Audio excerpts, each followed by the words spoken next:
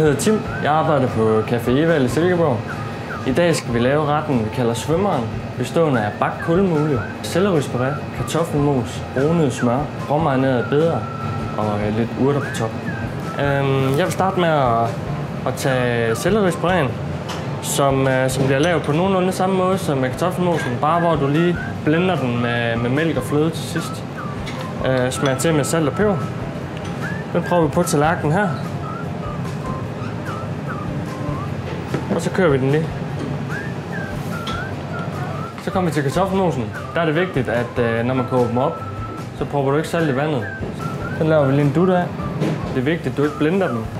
Og så lige en lille ende. Så tager vi fisken.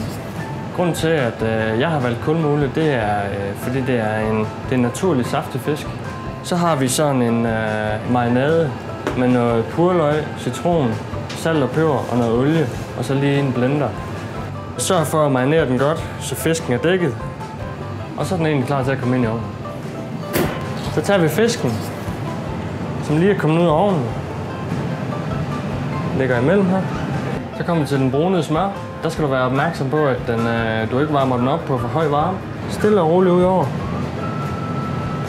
Så har vi rødbeder, som er råmarineret i olie, salt og peber.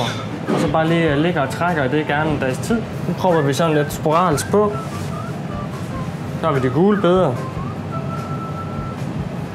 Og så til tipsene.